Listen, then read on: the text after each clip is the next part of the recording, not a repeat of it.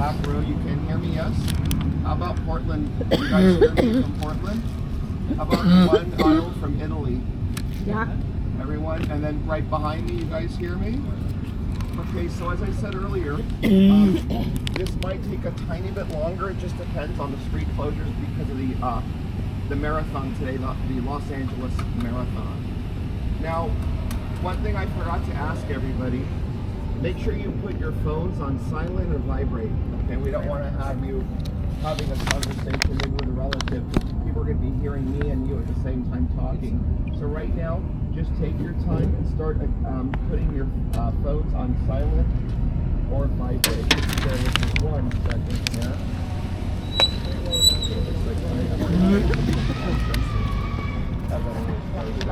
Now, one thing about me is I talk a lot. It's good. So you may have read about me on TripAdvisor. I talk more than any of the tour guides you would have gotten today. I may even lose my voice a little bit during the tour because I talk so much. So that's a good thing. You will probably learn 1.5 times more than anyone else you would have gotten today. Now, normally we don't start here. We usually start on Hollywood Boulevard where the marathon is. So one thing I do want to point out, being that I talk so much, is to your left. You see I'm pointing at the Roosevelt Hotel that was built back in 1927. Now in 1929, that's where they held the very first ever Academy Awards. The first award ceremony lasted 15 minutes. That's it, 15 minutes. Can you imagine? Compared to today, back then there were only 2 categories: Best Picture, Best Director. And now speaking of the Academy Awards, if you look to your right, I'm pointing at that big yellow square. That's the Dolby Theater. It used to be called Kodak. Then everything became Dolby Digital. So that's where they hold the Academy Awards that took place earlier this month. Now as we go forward, one of the first things we show you on this tour is directly in front of us, you'll see a castle. Okay, the Magic Castle was built by the architects who built the Disneyland. Now the only way you could get into the Magic Castle is if you were invited by somebody who is in the Union of Magicians, so good luck. None of us probably know any of them. The only other way you can get in there is there's a little motel to my left. That's the Magic Castle Motel. Now you could actually stay there. They'll give you an invitation. It's kind of one of the holy grails here in the US of A. There's a big magician. That's a place where they perform. Now it's very secretive, so sometimes you don't even know who's going to be. Just a couple of years ago, a couple of us tour guides decided to go because some of them knew a magician that's part of the union.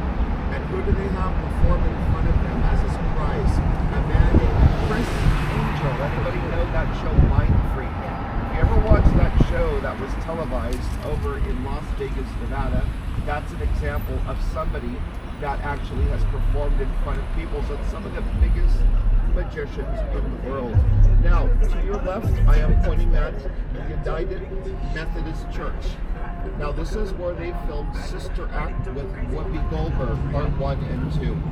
It is also where they filmed some of Wedding Crashers, for anyone who remembers that movie with Owen Wilson. Now, they were going to actually start filming the 3rd, but what happened a couple years ago in Los Angeles had the writer's strike.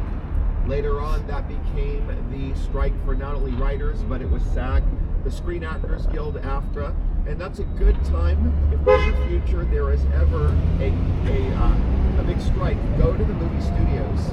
In the front, you'll see celebrities picketing out in front of those studios. Now, as we go around the church, to your left, connected to the rear, there is a square structure in the back of the church.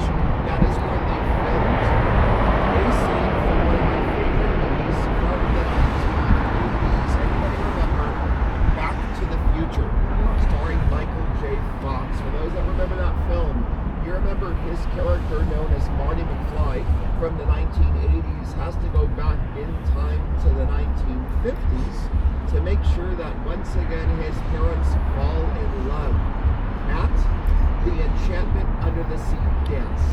So they made the back of that church look like a high school gymnasium. You might remember that's a scene where Michael J. Fox is on stage with a red guitar playing 50s rock and roll as it slowly transcends into 80s heavy metal. Now, as soon as we pass the following intersection, you're all about to witness the first movie studio that ever existed in Hollywood. Now,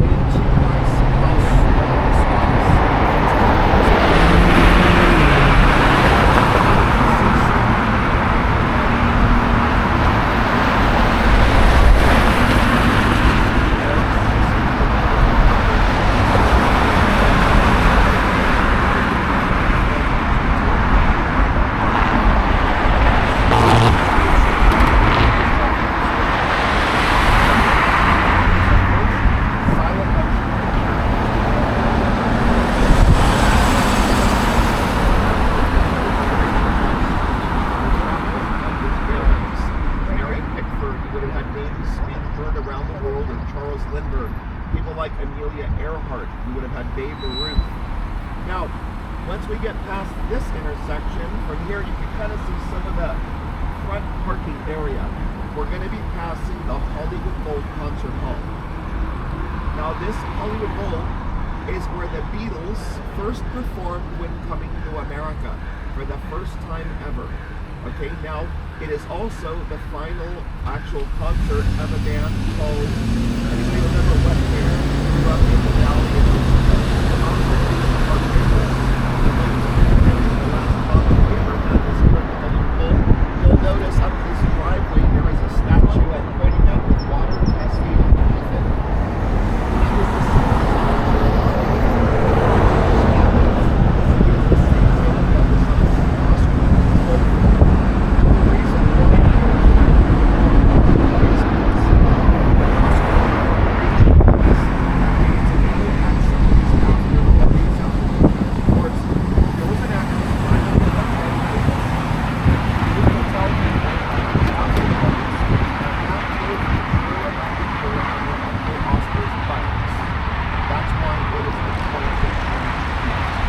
That was the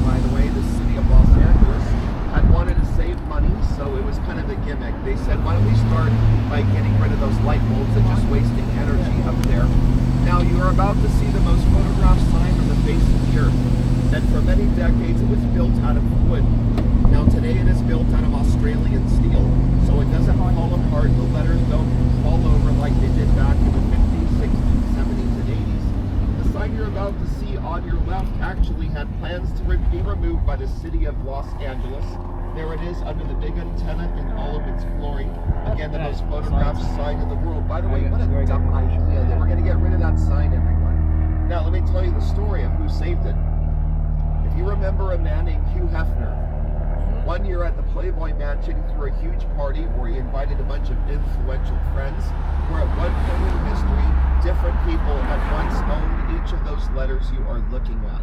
Now, the letters measure 15 meters by 10 meters wide. or 45 feet by 30 feet wide per letter. Now, during the different decades, there have been mainly universities that have gone up there and changed those letters. Now, there's a documentary that tells you how people do it. Once people find out the scale of each letter, they can, with large black tarp, pre-paint in the white color the letters that are going to be draped over each of those actual steel letters now, which were once wood. Now, people that have done that get arrested. Okay, it is trespassing, so you're not allowed to do that. But still, if you have a crew of people, maybe a bunch of students with cables and whatnot, people have gone up there. And I'll tell you something that happened before COVID. Well, they had legalized marijuana in California about a year or two before COVID hit. Now, that following morning, us Angelinos woke up to a sign that read Hollyweed. They had changed those O's to E's. Now, the people were arrested, by the way, that did that. Now, out at your left out there, I'm pointing at a structure with 2 dome roofs near the corner of that cliff out there to your left. That is the Griffith Park Observatory. That is the planetarium where they filmed some of Rebel Without a Cause starring James Dean. For those that remember, Arnold Schwarzenegger in The Terminator. In part 1, he's up there in the nude as a robot looking for clothing in the 1980s. Now, also in the year 1991, the Disney company filmed scenes out there of a movie called The Rocketeer, and most recently you probably watched La La Land with Emma Stone and Ryan Gosling. At the end of that movie, they begin to float inside of that planetarium. Now, I have a little story to tell everybody, and it happened to this tour guide. There was a shortcut to get up to the street from where we started. All we would have had to have done was go up a neighborhood called the Outpost Estates. And had we done that, I would not have been able to show you the Hollywood Bowl where that Beatles first performed when arriving in America, or the Hollywood sign. So, of course, I took the longer route. Well, on one afternoon before COVID, a man in a blue SUV Tesla got all of our attention. These tour vans have advertising all around them, so anybody coming up from the left up this shortcut could see it's a tour group. Now, the story I'm telling you did exist, and you can actually read about it on starlinetours.com. A man honked and waved his hands, rolling his window down. This is where he yelled out, "Have you guys seen anyone famous?" It was Tom Hanks, the actor. How cool is that? Forrest Gump yelling at all of us up here. Now, who knows what he was doing, but there were people in the back row that afternoon that had their cameras ready, so you can actually see photographs of that at starlinetours.com. And to your left, there's a set of homes here, nobody famous. The reason I'm showing it is because when we're in the front, they're going to look like one-story homes. Now, of course, anywhere people would take advantage of the square footage and of the views, like the one you're about to see downtown Los Angeles. Now, just to give you all an idea, these smaller homes start at $3.5 million and they will go up from there. So those are the most cheapest, affordable types of homes you will be able to buy up here. Now, let me get ready to pull over, and when you look down to your left, remember that that is where most celebrities used to live during the silent motion picture era over 100 years ago down there. Now, just think, back then they would be looking up in this direction to that Hollywood land sign that was really on and off. Something for you guys to do while you're in LA, for those that haven't thought about going to downtown. There's the Walt Disney Concert Hall out there. You have the Mark Taper Forum, the Dorothy Chandler Pavilion. Now, that's where Billy Crystal used to host the Academy Awards in the 1980s. That was my favorite era, by the way, the 1980s. The Crypto.com Arena is out there. That's where the Los Angeles Lakers, the LA Clippers play basketball. You've got Olivera Street, Chinatown, Tokyo Town. There's a lot of things to do in downtown Los Angeles. And you guys all decided to do a tour with Starline. We are the tour company that started in 1935, and we are a year above the rest of the competition. One thing we don't do is we don't lie. We don't lie on the story. So I'm going to be honest with you. This first home that we're about to see, with the roof that has a tarp on it, used to be a home that was owned by a musician before COVID. This is where I used to always tell everyone, if we are all quiet enough, maybe we could hear her roar. Does anybody know who I'm talking about? Katy Perry? Correct. We do have Katy Perry fans. They guessed it. This is where Katy Perry and Orlando Bloom used to live. Now, Katy Perry, her sister, still owns the home behind that one. When Katy Perry bought that house, there was a guest house in the back. So, of course, she bought both. So how lucky is that sister of Katy Perry? You could actually have a free home up here. Now, the man that owns it today, his name is Mr. Chow. Now, he has a restaurant in the UK. There's one in New York and one in Beverly Hills. These are the gates of, again, where once Katy Perry used to come in and out of. Now, from time to time, I will pull over to let cars behind me pass, including tour vans, because I do talk more than those people. Now, let me let them pass. What are they doing? Runyon. Okay, they're going to the left. Okay, remember the fires we had? Like what, a month ago? This is the closest the fires got to Hollywood. Some of you may have seen pictures of the Hollywood sign with flames behind it. That was AI. That was all fake. Unfortunately, media overdid it. Don't get me wrong, it was a terrible fire, but they made it even worse. So tourism was horrible for us at that moment when that was going on. This is Runyon Canyon to your left. It is the top of the hiking trail that starts down on a Hollywood Boulevard. Now, I'm going to give you a list of celebrities that have been seen hiking this last summer, and most of us a little older will not know YouTubers or internet celebrities, but for anyone younger on board, this is a list. Harry Jowsey, David Dobrik, Little Huddy, the D'Amelio sisters, Madison Rae, Jordan Jones, Alexis Wren, Summer Rae, and that's just an example. Now, for a lot of us, we're like, who is he talking about? But if you are possibly a younger demographic, you know exactly who those people are. I don't know. So if you want to do that during your stay and have fun, you know, you go up to Runyon Canyon. Once you get to be my age, we call it exercise. We don't call it fun anymore. Now, there's a lot of movies, by the way, that have been filmed up here. Of course, just what, about 8 weeks ago, we lost a director named David Lynch. He had filmed some of the scenes up here for the movie Mulholland Drive with Naomi Watts. Now, also, they had filmed the movie up here for any fans of Nick Nolte. You may remember a movie called Mulholland Falls. Now, I have always been a fan of Brian De Palma films. In the 1980s, my era, they filmed a movie up here called Body Double, with back then a very young Melanie Griffith, who's actually the mother to Dakota Johnson, the lead actress from 50 Shades of Grey. That would mean Dakota's father was Sonny Crockett on Miami Vice in the Michael Mantini show, Don Johnson. Now, the reason I'm bringing these movies up, oh, by the way, the grandmother is also famous. Tippi Hedren had starred in Alfred Hitchcock, The Birds, and also Marnie, co-starring Sean Connery, or should I say Sir Sean Connery. Now, here to your left is a filming location. Now, this little arch that you can see is the very top of a 5-story house built out of steel and glass. Now, the home is alongside a cliff with a bunch of steel support beams making sure it doesn't fall over.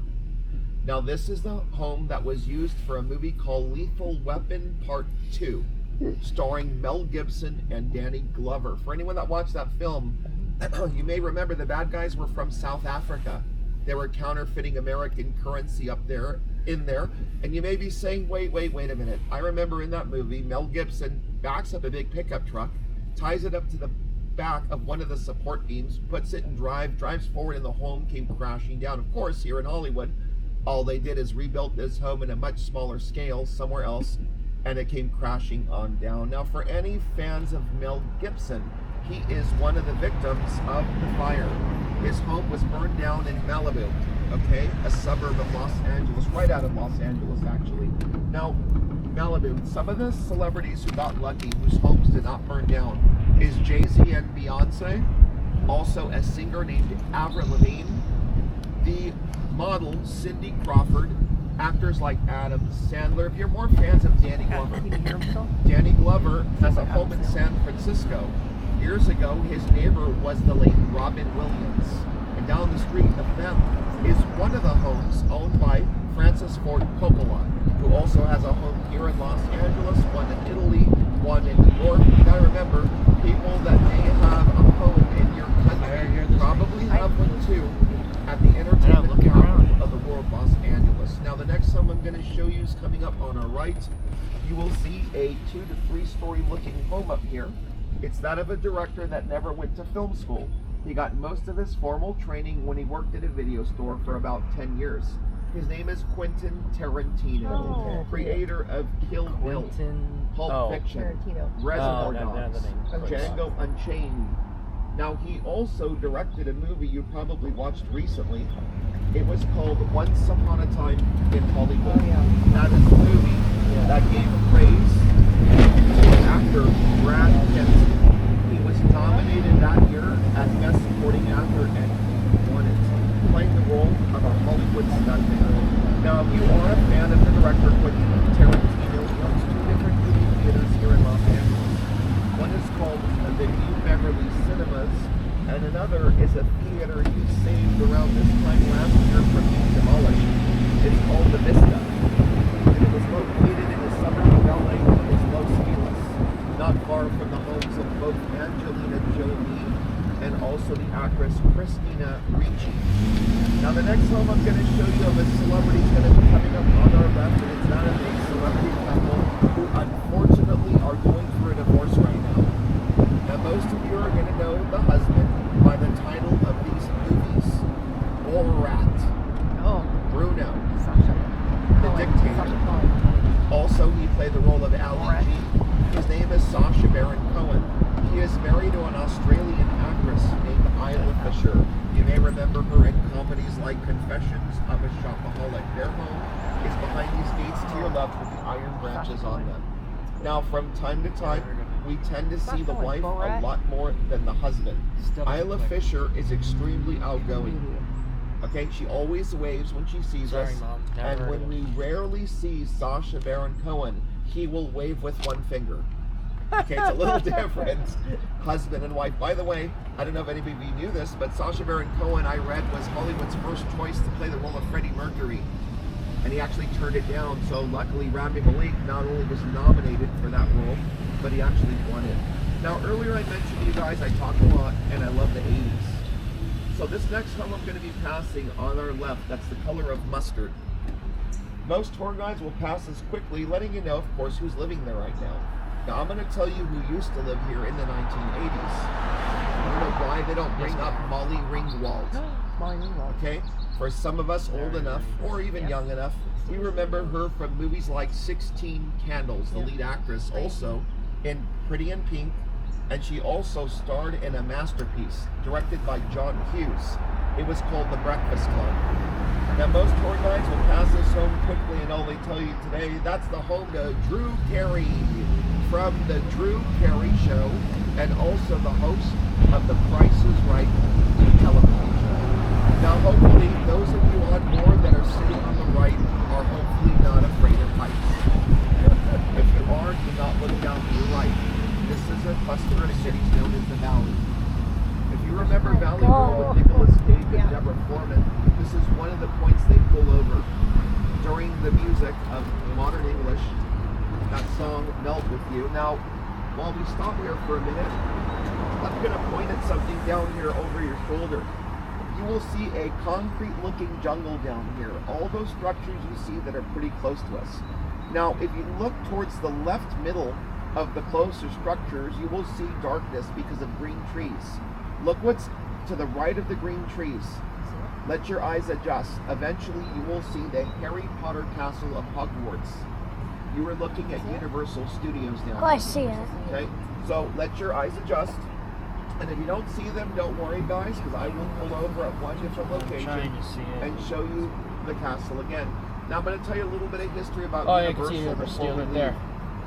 Universal Studios in the old days used to be known as the Monster Movie Studios because of a man named Carl Laemmle. Down there is where they filmed movies like Dracula, Frankenstein, The Wolfman, Phantom of the Opera, Invisible Man, Creatures of the Black Lagoon. Now, because of that reason, throughout history, they have interviewed many directors, and these few directors, for example, have admitted the reason they filmed their scary movies down there during their era is because they grew up watching these Carl Laemmle films, like Alfred Hitchcock. That's why he filmed his masterpiece down there, Psycho. Years later, a young director would film a movie down there about a shark, calling it Jaws. His name's Steven Spielberg.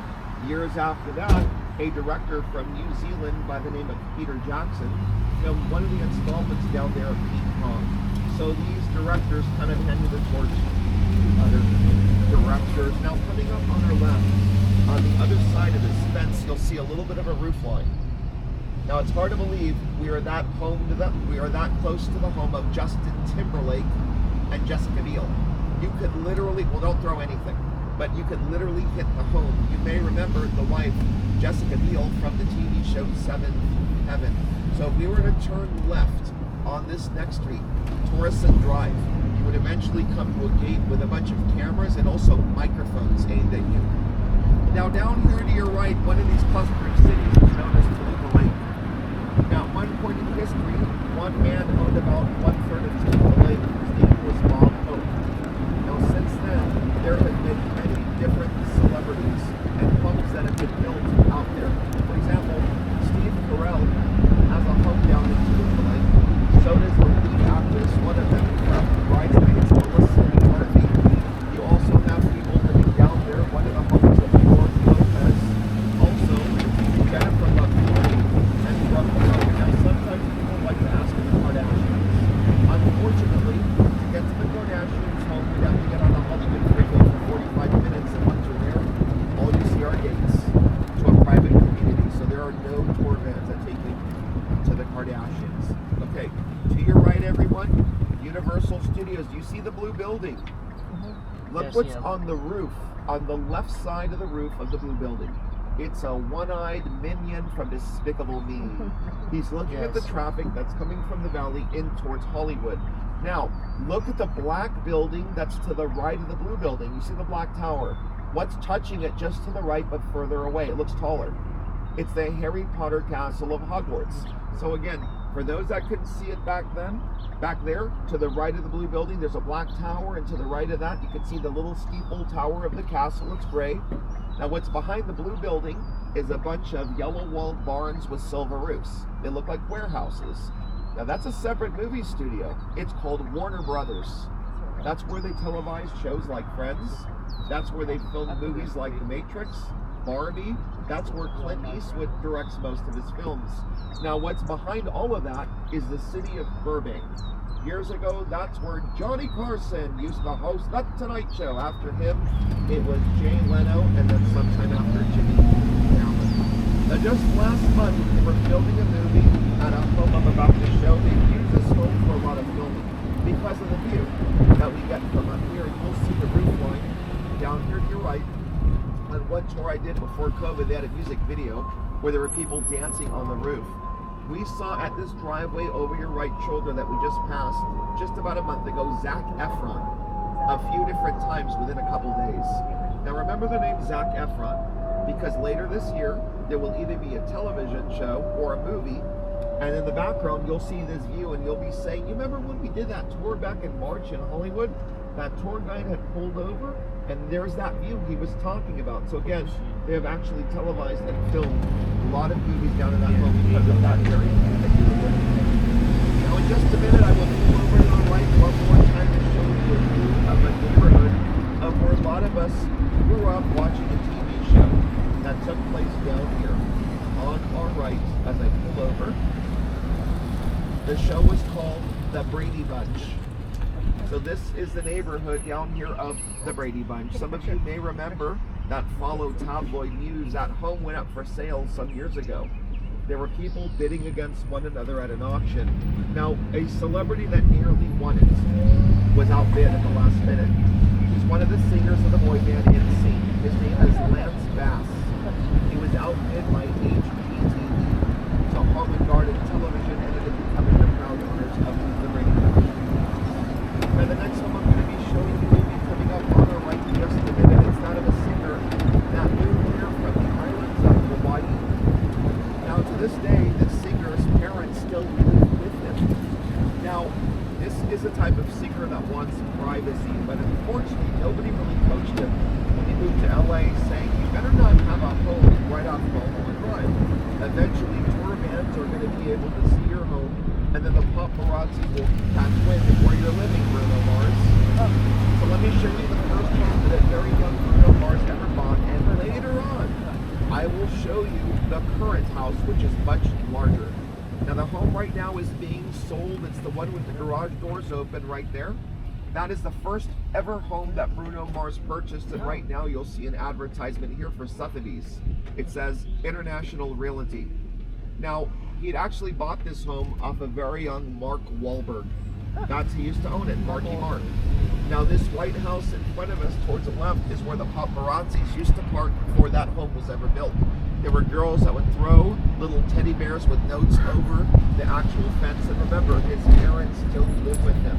So later on, I will show you all the current home of Bruno Mars. Now let me pull over to the right to show you a couple celebrity homes, and to see these, you're gonna have to look over your shoulder behind you in the direction I'm pointing at. Okay, you will see two homes. There's one with a very long retaining wall. It looks like a cinder block of gray wall. And to the right of it, there's a two-story house. Let's start with the long home with the cinder block wall to the left. That is the home of a guy whose name around the world is Captain America. He's the actor Chris Evans. Now right now he is living in Boston at his home there while they renovate that home. Now unfortunately during renovations, guess what they took down? He had a large pole in the backyard with the American flag. That would be really cool to show that because he's Captain America, right? Now the home to the right of it, that two-story home you can see, that's the home of Eva Longoria.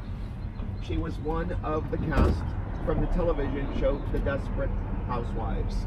Now for those of you that did do the backlot tour at Universal Studios, known as Wisteria Lane, one of the roads you go down, in case your tour guide didn't talk as much as I do, they may have forgotten to mention that is also where they televised the show Leave It to Beaver, as well as some of the Munsters. Now I'm going to take us back to the 1960s. We're going to be passing a neighborhood that was once known as Runyon Canyon. Today it's Laurel Canyon. Now the mamas and the papas used to live up and down Laurel Canyon. So did the Canadian folk singer who had a home here in LA and still loved by the name of Joe Mitchell. The band known as The Doors, as well as a guitarist named Jimi Hendrix, just to name some. This intersection we are stopped at, if you were to go left, it would all live between Mulholland and Hollywood Boulevard. Now this is also a very famous intersection because of the photographer Henry Hills. Henry Hills is a treasure of black and white stills of musicians back in the 1960s. And he took a photograph one day of this top street when there was a march being held against the Vietnam War. And it was led by the actress Jane Fonda. Sometime after that, she got coined the term Hanoi Jane. Okay, so that's an example. By the way, the photograph showed flower children at every corner, hitchhikers. Now back then, hippie wasn't meant to be derogatory. It was fun. Now we want to learn more about musical canyons. I believe on Netflix it may still be streaming.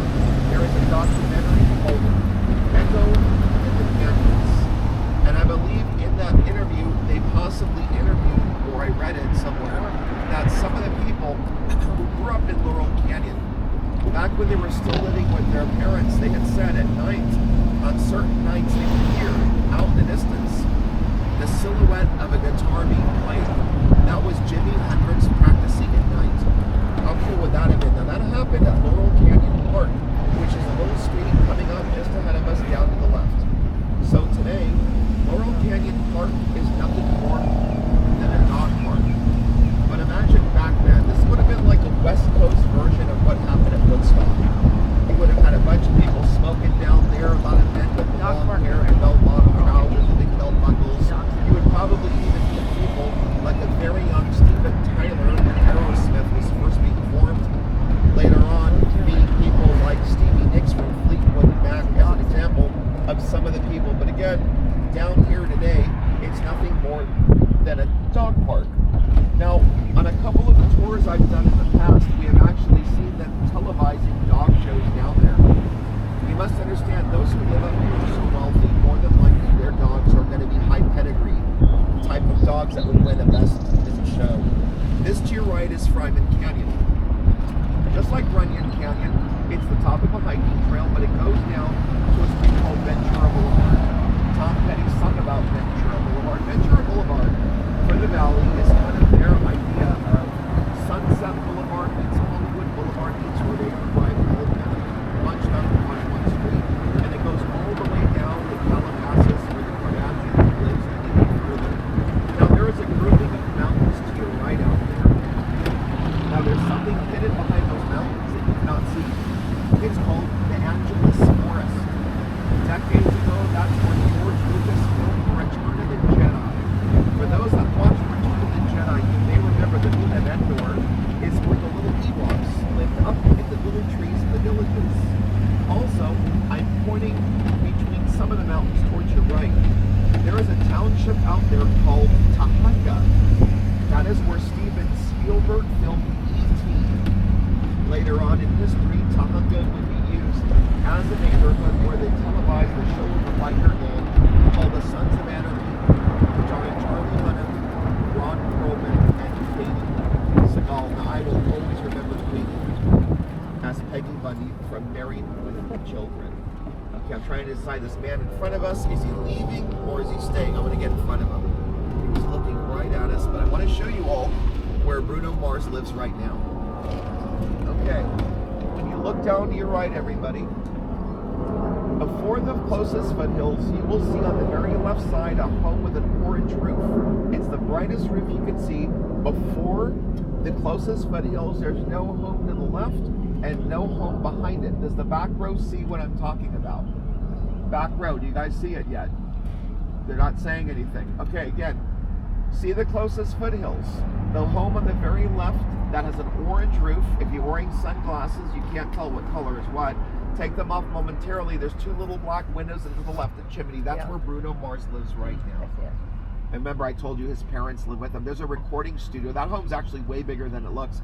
It's one of those homes that when you get to the front gate, you're going to have to drive up a few acres of land just to get to the front door. Now, coming up just ahead of us, I'm pointing at a neighborhood known as the Summit. On top of that summit, that is where at one point Warren Beatty used to live with his wife Annette Beck after they had fallen in love in a movie called Bugsy, the story of Las Vegas, Nevada. Some years later, Charlie Sheen from the TV show 2.5 Men and movies like Wall Street used to live there when he was once married to the actress Denise Richards from Starship Troopers. But they got a divorce. Now directly in front of us, there's a white house on the very left, and there's no home to the left of that white home that was once owned by J-Lo and Mark Anthony. Okay? Jennifer Lopez and Mark Anthony, just like Charlie Sheen and Denise Richards, they got a divorce. So they sold that home to the lead singer of a band from Orange County, California. The name of the band is called No Doubt, and the singer's name is Gwen Stefani. So Gwen Stefani bought that home here right off J-Lo and Mark Anthony when she was once married to the lead singer of Push. His name is Gavin Rossdale. They also got a divorce. Everyone in that neighborhood gets divorces, so don't ever move there. If you win the lottery, you too can get a divorce. So out moved Gavin Rossdale and in moved Blake Shelton. Now here's a fun fact about Blake. For those that never knew this, Blake Shelton is actually younger than Gwen Stefani. Even though he looks like 10 years older, nope, she's older than him. Now the man that owns that home today is a comedian. His name is Sebastian Maniscalco. And somebody that has lived in that neighborhood all along has been Hillary Duff. Now up there in front of us, on top of this little hill, there is a water tower. That cylinder-shaped object, and just in front of it, there's a roof line. Now that man, unfortunately, has not trimmed the trees around his property. Otherwise, right now, you can see the original deed from the Disneyland sign when they first ever opened it. The man that owns this home we're going to be passing was once known around the world as Uncle Jesse from a TV show called Full House. He's an actor named John Stamos. He lives in the Beaumont Estates. So coming up on our left, you'll see a little gate here that leads you into the Beaumont Estates. But as we go forward, for those that decide to look over your right shoulder behind you, whatever biggest mansion you could all see, that's the home to Nicki Minaj. Okay, Nicki Minaj, who also has a home in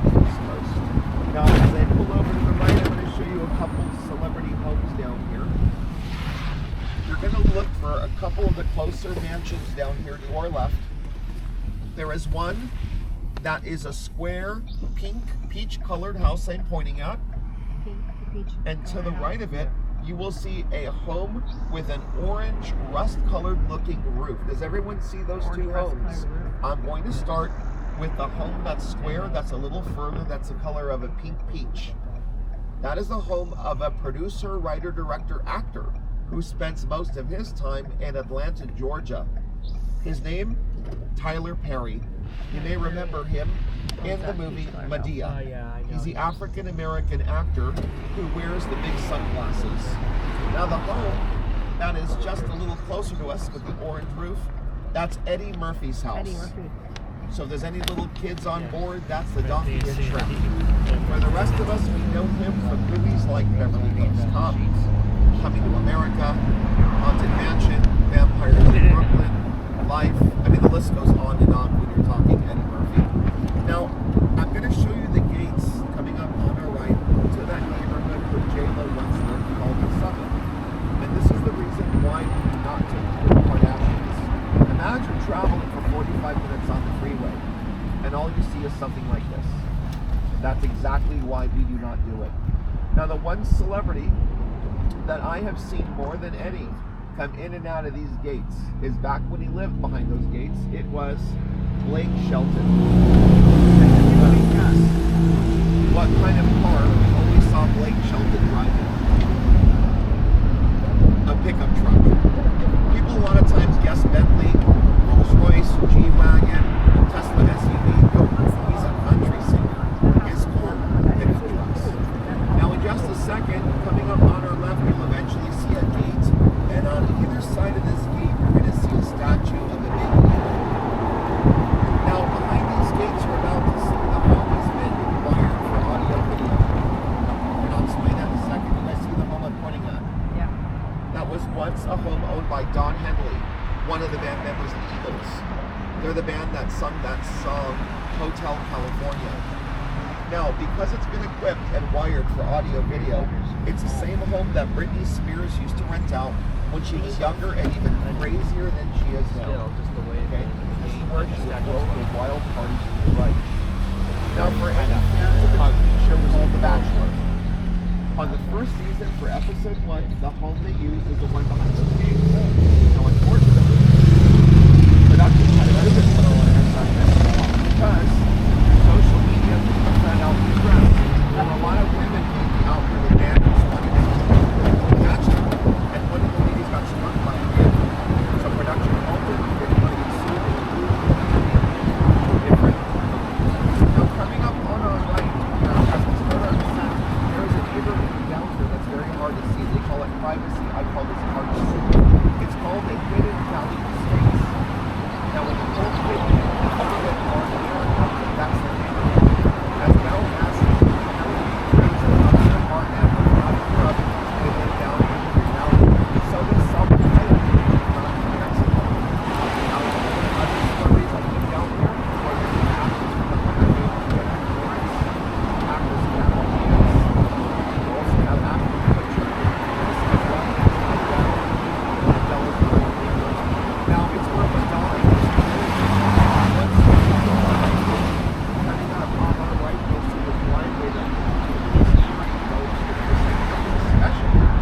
That's the way they want to keep it. Out of sight and out of mind. However, I'm going to show you a much grander entrance of how most celebrities live. Now remember when we were up top on Mulholland Drive looking out in the distance at Tyler Perry and Eddie Murphy's?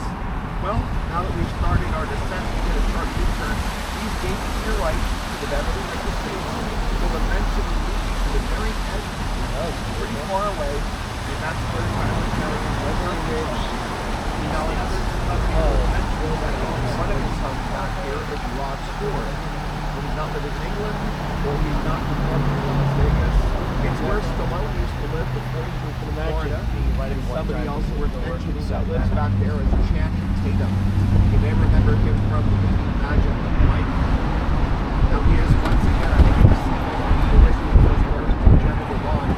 They separated some years back, and recently he is separated the daughter of the singer guitarist Lenny Kravitz. So,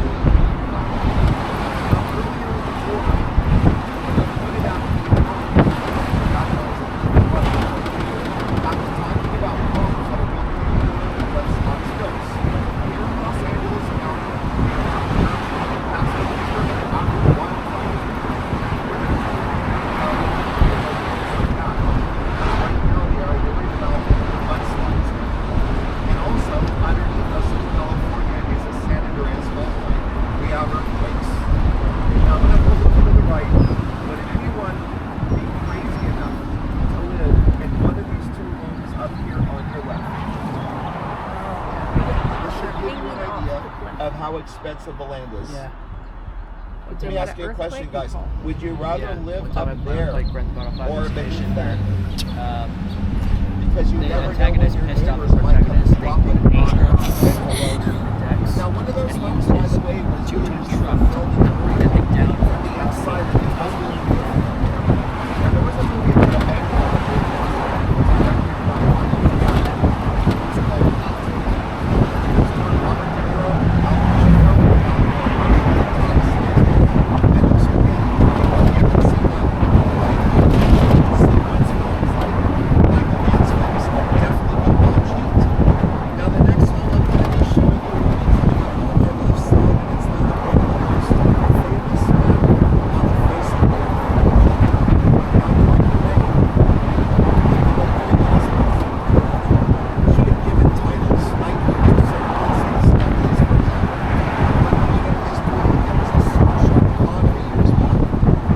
People existing today that at times are Sir Edward Brown, there's Sir Andrew Hopkins, there's Sir Ed Kingsley, all talk about Sir Paul McCartney.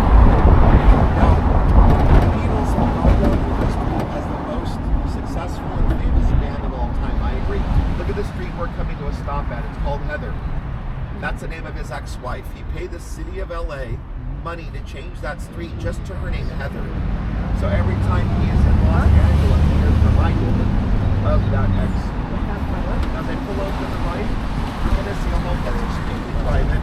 You'll see a little bit of a chimney and a little bit of a roof.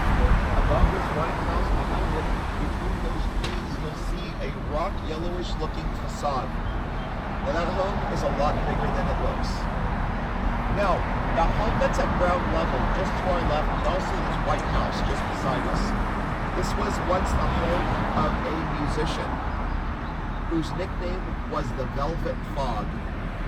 His name was Mel Torme. Okay?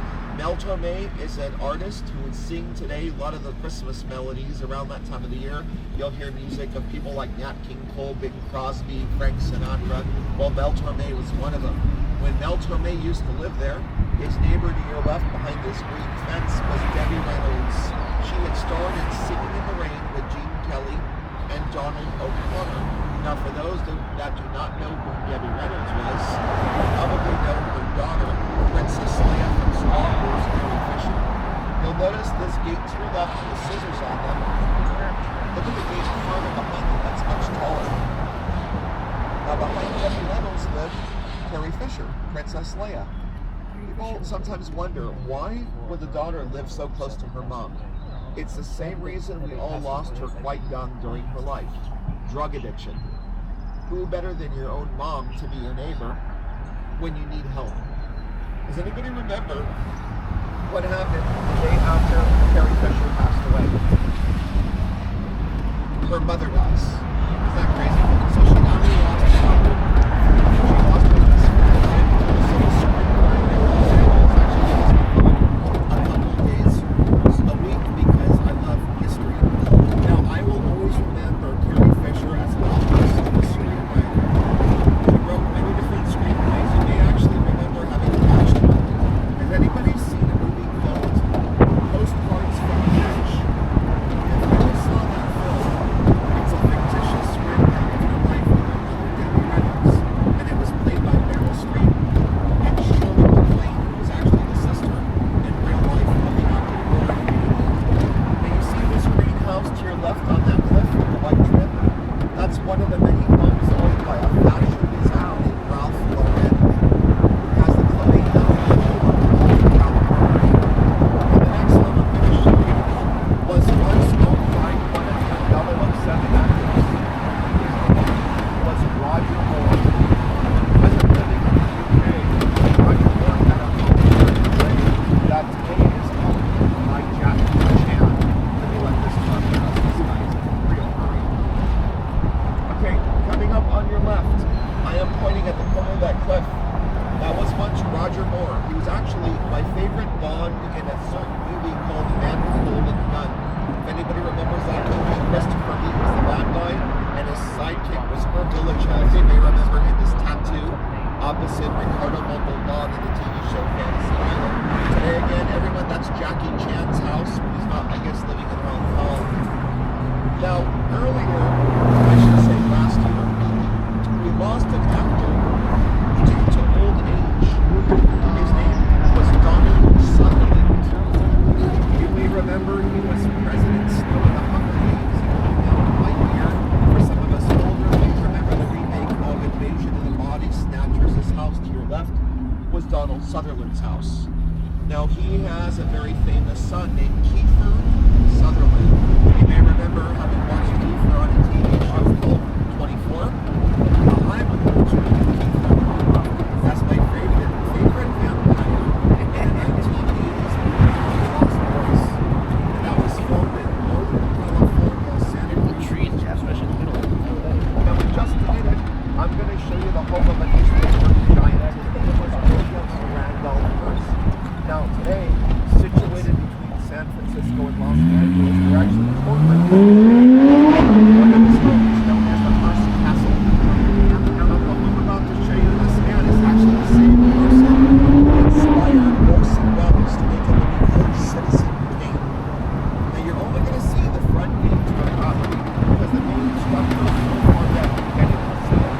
Now, it's where they filmed scenes called The Godfather Part 1. When the Mafia came on to do a hot shot producer offering the scene of a horse's head in bed.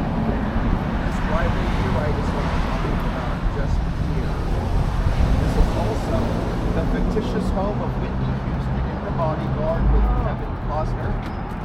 And behind that gate is also where President John F. Kennedy and Jacqueline Onassis had spent their honeymoon.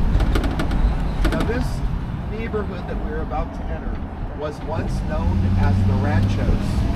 Today this is known as Beverly Hills. The first time I'm going to show you Beverly Hills was built for the Tin Man that was the boss. His name was Jack Ruby. So back when the Ranchos was finally becoming Beverly Hills, one of the oldest homes is this one here on your right. It's Greek Roman looking columns on it. Wow, that looks like something from Now, if any of you ever watched a television show called Crips, they actually entered this home some years ago.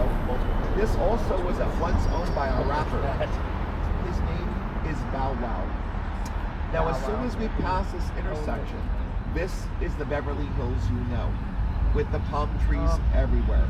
Now, between this light and the next one, we are on the exact stretch of street where they televised the opening of a TV show called The Beverly Hills. This is where the family is aboard an open type contraption type vehicle like you're in right now. The grandmother on board, the hunting rifle, and the hound dog. Now get your cameras ready because when I turn right on Sunset Boulevard, it will not be stop. You're going to see the oldest structure in Beverly Hills. Back when it was the Ranchos, it was a hunting lodge owned by the newspaper giant I mentioned earlier, William Randolph Hearst. Today, it's the Beverly Hills Hotel. So get your cameras ready. When I make this right, there are two different palaces in America.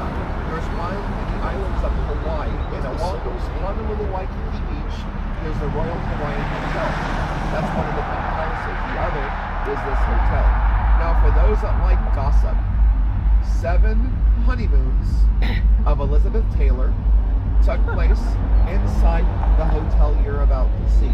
Now, back in the 1980s, there was a TV show called Lifestyles of the Rich and Famous, hosted by Robin Leach.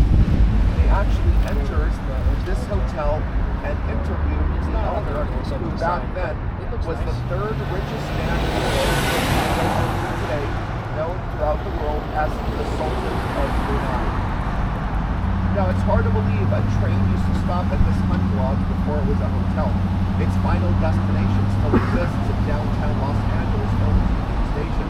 This bus stop we're going to be passing on our right, I've seen photographs of a beautiful wooden structure that was way larger, and there was once a train. Get those cameras ready, because from this angle, you're all about to see the album cover of Hotel California by the Eagles. This is the hotel that was actually photographed. After the record was released, the hotel sued the band. Okay? Now luckily for Rich Court, The actual judge threw it out. It was considered creative license. Now, even though we don't pass all the celebrity homes, just to make it exciting for you guys, this is the neighborhood of Tom Cruise when he's not living in his ranch in Australia. This is also the neighborhood of Vin Diesel. You may remember him from Fast and Furious. This is the neighborhood of the Osbournes. He also, Ozzy Osbourne and the kids, of course, they have a home, I guess, in England. But of course, that show, a lot of it was televised out here. There's an actor named Kelsey Grammer, you may remember from a show called Frasier. Some of us a little older remember him opposite Kirstie Alley, Ted Danson, Shelley Long on the TV show Cheers. Now the next home I'm going to point is diagonally across the street. I am pointing at a white home with a black Spanish tiled roof. This is owned by an elderly flamenco guitarist. Her name is Charo. Oh yeah, Charo. Now for those that don't know who I'm talking about, she's on reality TV, the woman that says Gucci, Gucci, Gucci. That's the only way I can really explain who she is. Now her best friend, much younger than her, is a celebrity tattoo artist. Her name is Kat Von D, who even had her own TV show years ago called LA Heat. Now I'm going to take us back to the golden era of television. Coming up on our right, this is the backyard of a couple who entertained the world. Their names were Lucille Ball and Desi Arnaz. The show was called I Love Lucy. Pull over to the right here and tell you a little bit about this show and this couple. So there's their driveway to your right. Okay, did you guys know that for whatever year it first was released, that first year, department stores across America were closed that evening? That's crazy. Everyone was watching the TV show. To close all department stores in America on that one evening, wow. That was the impact of this couple that made the world laugh. Now let me tell you, they were very business savvy. They founded a production company called Desilu Productions. Now here's an interesting story to tell you guys. Back in the day, after every single TV network turned down an upcoming show called Star Trek, they picked it up. Had it not been for Lucille Ball and Desi Arnaz, you would have never heard the names of Captain Kirk, Mr. Spock, none of them. Now in front of us, across the street, you'll see a little bit of a green fence to your right. When Lucille Ball and Desi Arnaz used to live there, there was once a traditional white mansion built out of brick right there, and it was owned by their neighbor, Jimmy Stewart. Now for those that do not remember who Jimmy Stewart was, around the time of Christmas, a lot of you still watch a Frank Capra classic called It's a Wonderful Life. He would be the lead actor in that film, as well as a couple Alfred Hitchcock films just to throw out. One was called Vertigo, and the other was called Rear Window. Now this is the part of the tour where tourists kind of like the most. This street we're going to be driving on. Now coming up just ahead of us out there is a property that's on the left side out there, and it's a mega structure. It's a huge property, and it was at one time owned by one of the most famous men during the entire 20th century. Now let's stay on the left side of this property as I go forward. So coming up on our right, everyone, not to be mistaken with Graceland. This was owned by the king of rock and roll, and his name was Elvis Presley. Now, at one point of Elvis's life, what was he doing in California? He was making movies for about 10 years. He also filmed one in Hawaii called Blue Hawaii. He also filmed one in New York. I mean, not New York, Las Vegas, called Viva Las Vegas. Now, between, for example, this white gazebo and this fence, this is one of the set of his tennis courts. And one of the reasons people love this street so much, what if I were to tell you not only did the king of rock and roll own the home to your right, what if I were to tell you that the next home we're going to be passing, coming up on our left, was owned by the king of pop, and his name was Michael Jackson. Now, these guys had a lot in common. They were both musicians, they were both showmen. When they performed, they would wear capes. At different times in history, they lived off the same street. Let's not forget that Elvis Presley owned something called Graceland. Michael owned something called Neverland.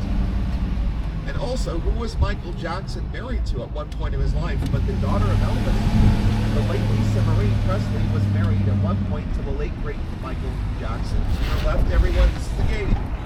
If you're old enough to remember, After Michael passed away, for about 3 weeks on the news around the world, these gates were open and you saw an ambulance backing up by Fire Station 71, rushing Michael to UCLA Medical Center where he was pronounced dead on arrival.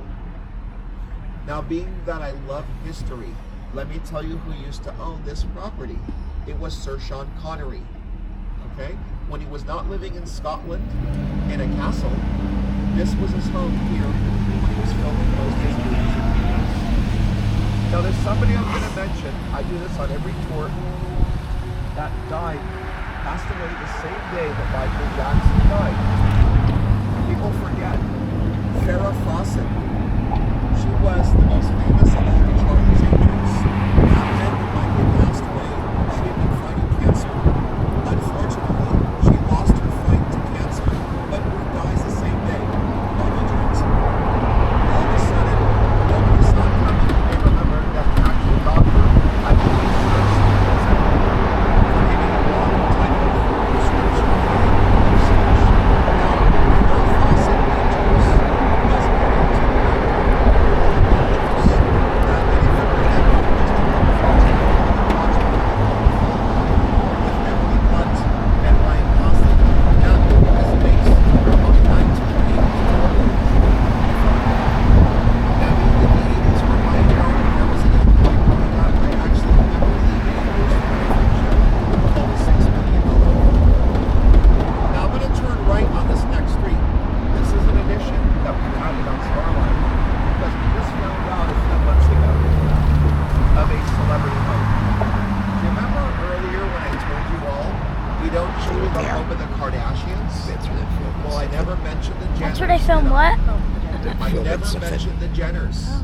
I'm going to show you the home of Kylie Jenner. It's not the one they're using for filming a TV show right now. It's to your left in just a second.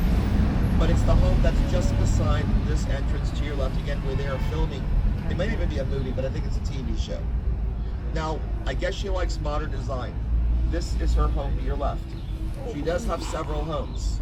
So this is Kylie Jenner's newest home here. And again, had you done this tour during the summer, we would not have shown you this. This company, Starline, always changes their tours a little bit. Now, I'm going to talk a little bit more about Elvis Presley as we come up to a little park, and it's called Parkwood. Now, for whatever reason, Elvis and the band liked hanging out at this park in front of us. Could you imagine everyone today with social media? If people basically stated and told everyone that Elvis was here, imagine all the people that would come down immediately to get a photograph or an autograph of the King of Rock and Roll. I can imagine back then, people with their landlines in their homes calling one another, probably saying, do you want to go across the street with me tonight? Do you think it's across the street again? Let's go. I don't want to go alone. Just think, everyone, to your right. At a moment in time when young Elvis was making movies in Hollywood, he was here with the band. Wow. Now we're going to get ready to enter a neighborhood called the Bel Air. Some of you remember a TV show. That is the show that pretty much put Will Smith on the map. Let me let this car pass us. This is the part of the tour that always reminds me of the Jungle Cruise at Disneyland. If this was water beneath us and we're on a little boat, I would be a captain right now. And I'm bringing that up because this next home coming up on the left is going to look like a jungle, okay? Now let me explain. This property I'm pointing at, it has been vacant for 38 years. Something in the family trust, obviously we know it's money, their relatives have fought over. So this property that was once owned for about 25 years, it was finally divulged to the public. Can you imagine if we were all in a time machine right now? Let's just say for 8 seconds, looking to your left, out from those doors comes a young John Lennon with George Harrison, behind them Ringo and Sir Paul. Wow. In a moment in time, that's where they stayed. Now, even though you cannot see the home to your right because of this tall hedge, just to make it interesting, behind this hedge is one of the homes of Walt Disney. Now, directly in front of us, above that next hedge, you'll see a white house. It looks like a shopping mall. That's one of the homes owned by Jay-Z and Beyonce. And I'll pull over in just a second to give you a better view. Now, believe it or not, this big home you're about to see is actually smaller than their home that was not turned down in Malibu like them. The home they purchased in Malibu is the most expensive home that has ever sold in that sector of California. $200 million. And they purchased it in cash. Just to make it that much more depressing for the rest of us. If you look out that driveway to your right, look kind of up, you'll see that thing. It looks like a Neiman Marcus, like a Saks Fifth Avenue, like a Nordstrom. As I go lower, it gets a little taller towards the right. There's a helicopter landing pad on the roof of that home. They're the couple that throws the biggest after party after the American Music Awards, the AMA, every year. Now the next home I'm going to show you was the home used for the actual establishing shots for the TV show, The Fresh Prince of Bel Air. Now before the show was ever televised, the home you're about to see was actually owned by an actor, and his name was Burt Reynolds. Burt Reynolds has starred in movies like Smokey and the Bandit, and he also starred in comedy with his best friend Don Kelly. They were called Cannonball Run. As I turn left, coming up on your right, on top of this small hill, you will see a white house that looks kind of like a Mississippi plantation type house. Again, everyone, that is the home once owned by Burt Reynolds. Later, that's the Fresh Prince of Bel Air house. Here comes a car, gotta move forward. The next home I'm gonna show you in just a second here. Oh, this timing is bad. Let me pull in. Woo, bad timing. I don't know why the car behind us hung. I moved so they could pass. Give me 1 second, everyone. Now again, I hope you guys appreciate I do this. Most tour guides, they're not going to do all the slowing down, but I love history. Okay, the next home we're going to see is coming up on our right. It's built out of brick. There was once a boxer who grew up in the East Coast. His best friends growing up were the Mafia. He was a boxer that had a very good voice, and he would sing at many of the weddings. So a lot of these old-time good fellas, wise guys, gangsters used to tell this man, you know what, you sound a little bit like Bing Crosby. You should become a singer, Dino. Later on, he became Dean Martin. Dean Martin was a boxer before he was ever a singer. Now just think about this, everyone. Who would have parties behind these walls? Frank Sinatra did. With Sammy Davis Jr., also Joey Bishop, Peter Lawford, even their good friend Shirley MacLaine. Later in history, this home would be owned by Nicolas Cage from Ghost Rider, National Treasure, Gone in 60 Seconds, and movies like Valley Girl. Now, for those of you that never knew this about Nicolas Cage, his uncle is Francis Ford Coppola, the director of The Godfather. That would mean that he has a famous aunt, because the sister of Coppola is Talia Shire, and she played opposite Sylvester Stallone as Adrian in the movie Rocky. Now you guys see the neighborhood way up there, out there in the distance. That is the neighborhood of Ariana Grande. Now I am the only tour guide for Starline that used to do a tour before COVID during the month of October for Halloween called Haunted Hollywood. I would take people to documented hauntings and murder sites. Just to let you all know, and I'm sure Ariana Grande is aware of this, that area that you're looking at out there to your right, that's where the Manson murders took place. Charles Manson. Now, before COVID, I took a tour group one day on this tour, Haunted Hollywood, and who did we see up there one day? But Quentin Tarantino. He was filming scenes for the movie Once Upon a Time in Hollywood. Now, unfortunately, on that day, no Margot Robbie, no Leonardo, and no Brad Pitt, but we did get to meet them. Now, let me tell you who used to own all of that at one point. When this was the Ranchos, there was the first male sex symbol of cinema. He owned all of it out there. His name was Rudolph Valentino.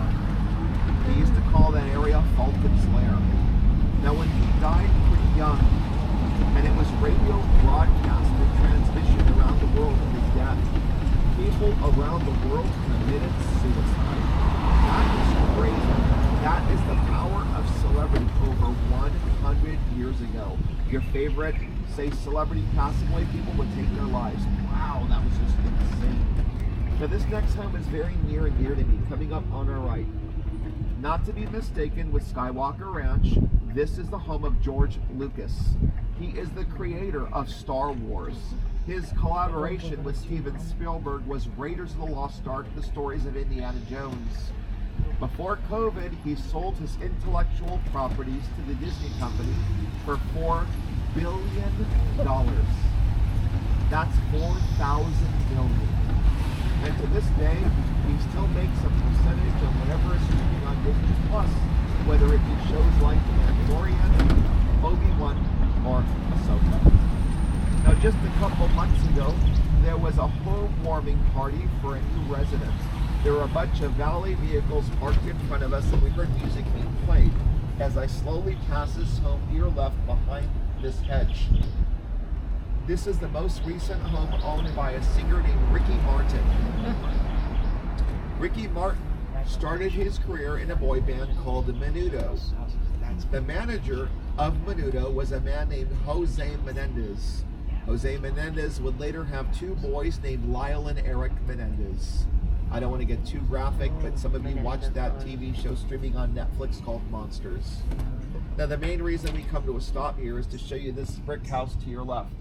This is a filming location to a movie called 9 to 5. It starred Jane Fonda, Dolly Parton, Lily Tomlin, and in the movie, the bad guy was their boss. And that was played by the actor Dabney Coleman. We lost Dabney Coleman last year. He passed away due to old age. He lived, I believe, in New Mexico, probably not too far from Gene Hackman, who we just lost not too long ago. For those of you that never watched 9 to 5, you may have watched a different movie that came out around the same time.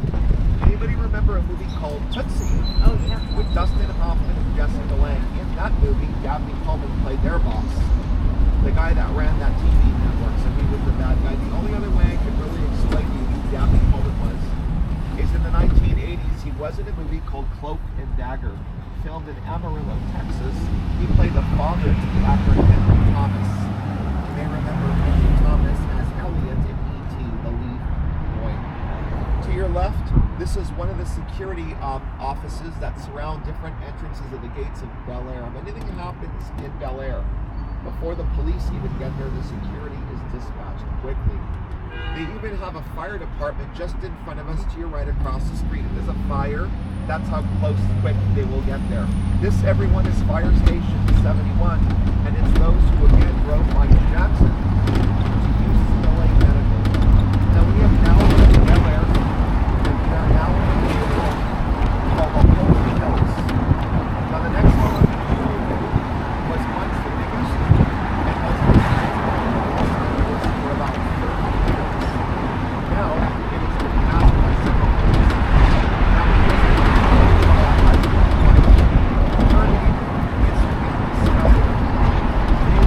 was Aaron's. Who is the creator of this movie shows all you do. That's more back now. The monster. And welcome. And Spider. Dallas. Runyon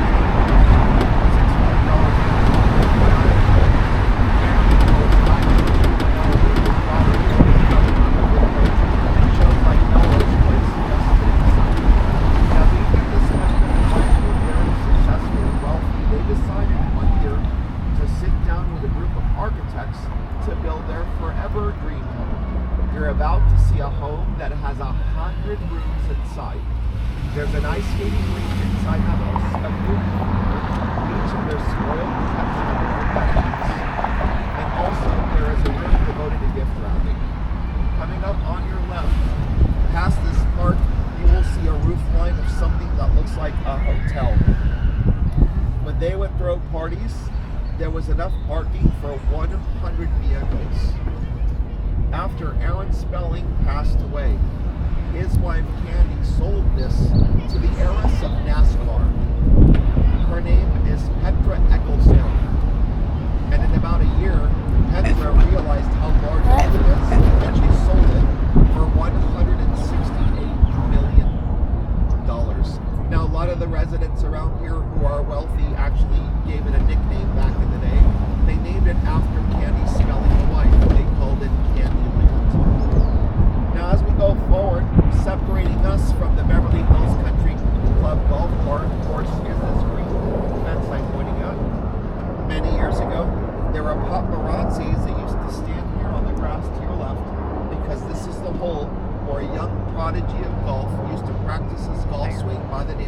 Tiger Woods.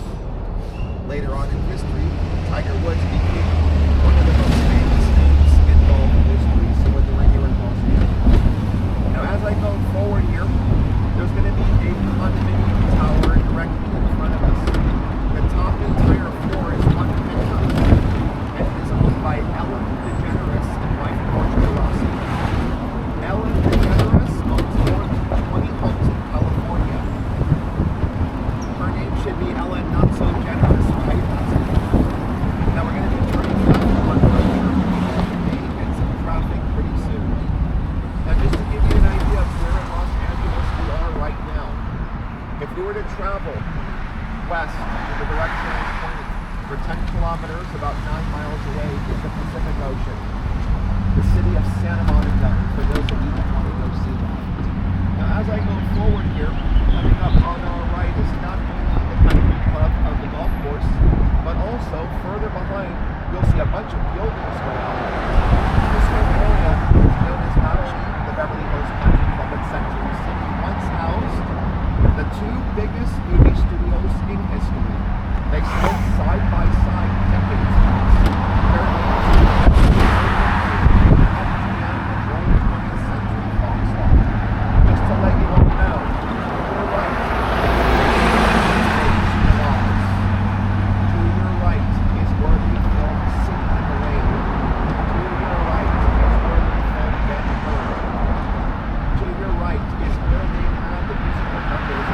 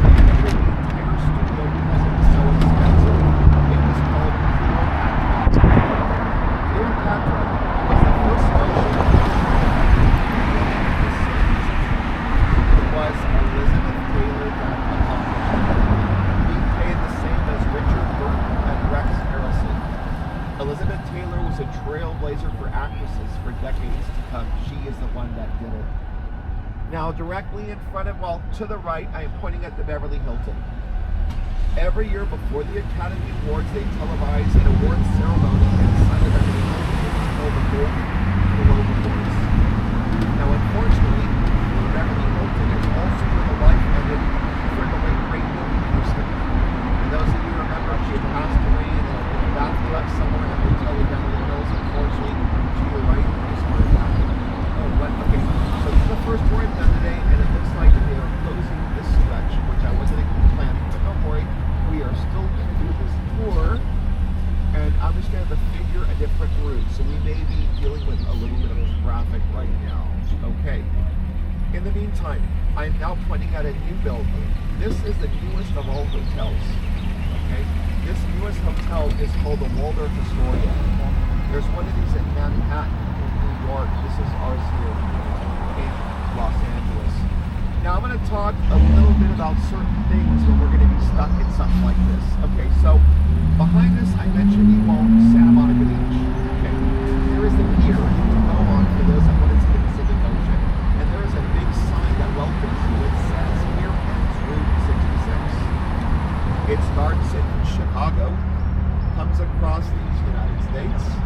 When it enters Los Angeles, it turns into Santa Monica Boulevard and it ends in Santa Monica Pier.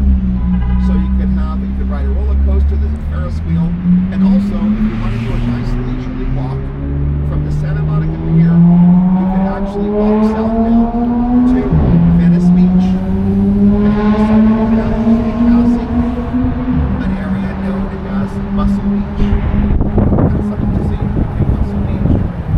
By the way, to your right, you guys see the tower on the very left out there, way out there? That's Nakatomi Plaza, where they filmed Die Hard with Bruce Willis. Okay, you see the street closures because remember the marathon, right? So remember I told you it's a little different, so don't worry. Also, When I showed you guys the fire department, fire station 71, just to let you know that just a few kilometers, just a few miles away from Westwood Village. Westwood is home to the University of California, Los Angeles, home to the Bruins. Just to let you all know, whenever there's a movie premiere in Hollywood, it's generally going to be taking place around where you bought your tickets on Hollywood Boulevard. The second most used area would be the film school, Westwood. So that's something you can add to your tour, your stay in Los Angeles. There's a movie theaters, of course, in that area. There's restaurant, shopping. The town beside it is called Pacific Palisades. Luckily, Steven Spielberg and wife Kate Capshaw's home was not burned down. Neither was Kurt Russell and Goldie Hawn. They live in Pacific Palisades. There's actually a little town even closer between Westwood and Pacific Palisades and Brentwood. That's where Harrison Ford lives and wife Lisa Ford. You may remember her as Alan McNeil on the show Alan. Now, in just a minute, we are going to be unproving our drive. But we will find out in just a second. Before we do, we're going to be passing the Church of the Good Shepherd. It's coming up on our left. I normally don't point this out, but after Frank Sinatra passed away, this is where we did a tribute for fans. I've never in my life seen that many actual, this like rodeo is closed. Shoot. Hang on, everyone. Let me see. Like this. Nope. They're like this. No control. Now, let's go down. Okay, everything's going to be closed. Hopefully the Canyon Drive's open. If Canyon Drive's not open, then we're going to just keep going on our tour the way we were left. But this does unfortunately happen from time to time. You have the LA Marathon. You also have the Halloween parade. It usually doesn't close stuff this far. And then you also have, so those are a couple big things that happen. Now, for those of you that are going to go to rodeo on foot, let me let you know a little bit of a warning. Little disclaimer. Some of the stores aren't going to let you enter, okay? I'm letting you know this now because you never made a reservation. Okay, an appointment, basically. Now, I'm told they actually run a soft credit check on you. Now, if you're not qualified, they're not going to let you in their store. Okay, they're not going to be paying $400 for a pair of socks.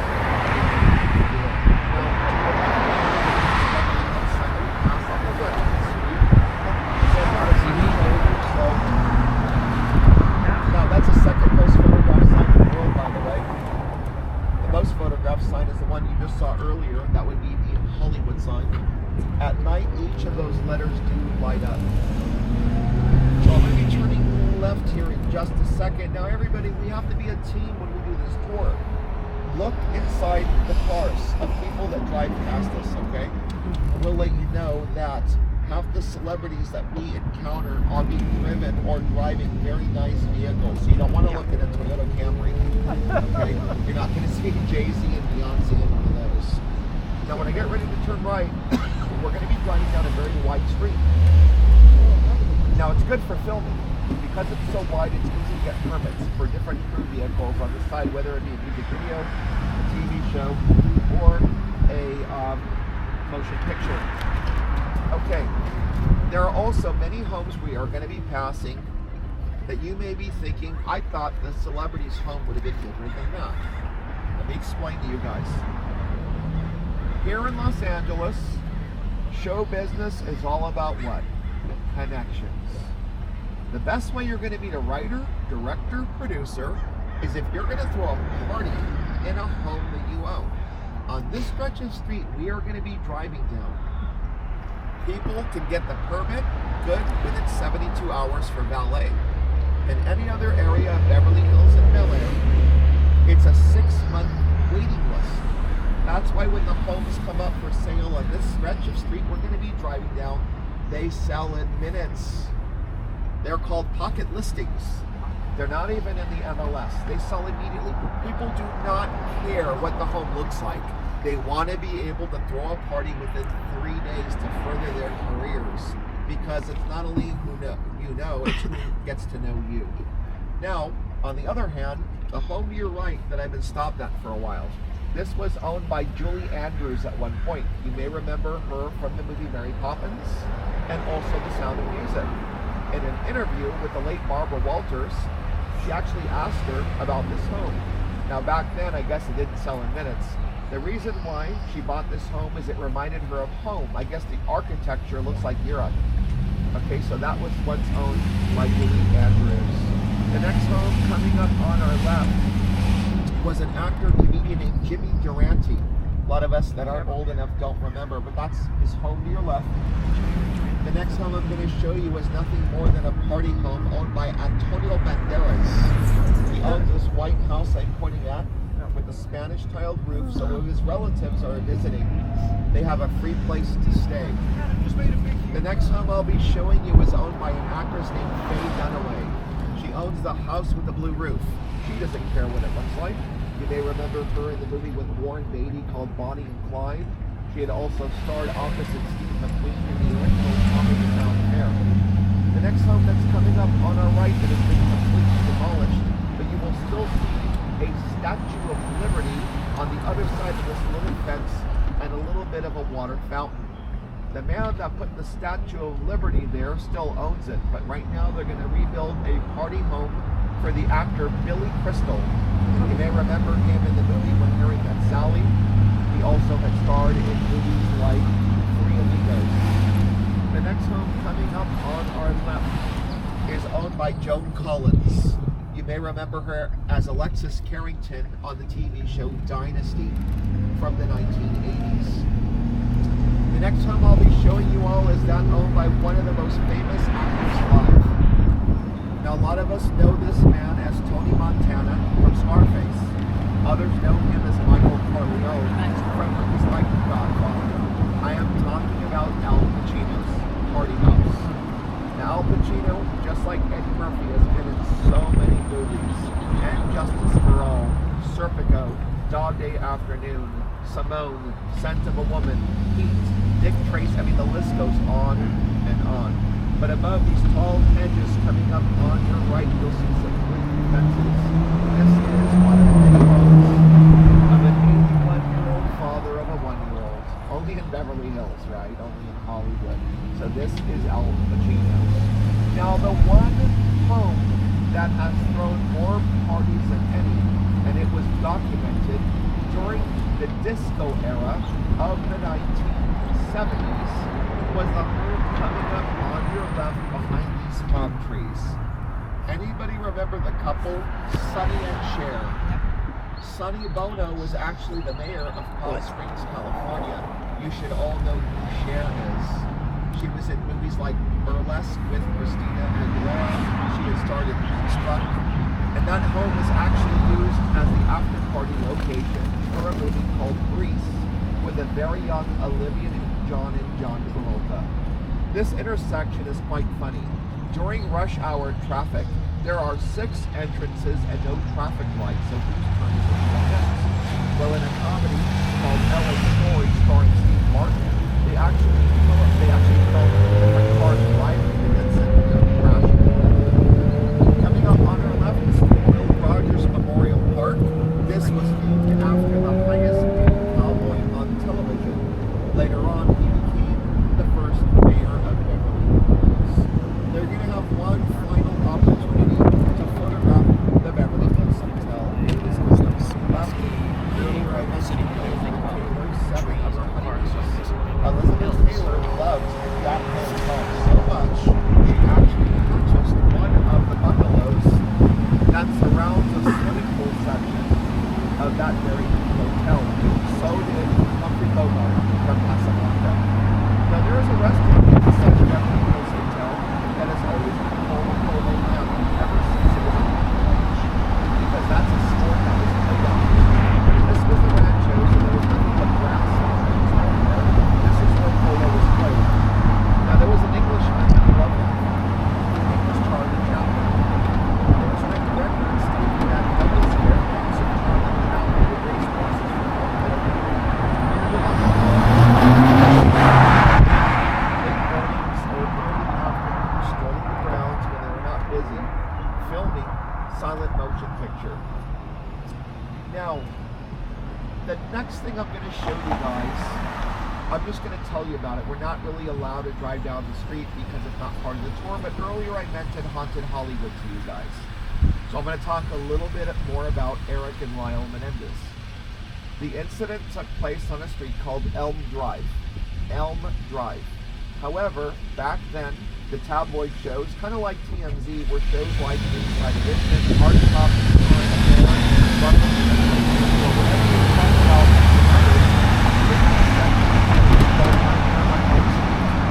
just like the French people, because of what happened on Elm Drive. Once we pass Whitman Road, you'll see Elm Drive. So if we were to turn right, it would be a house that would be on the left side after the Elm Drive. But it was never a subject that would show the street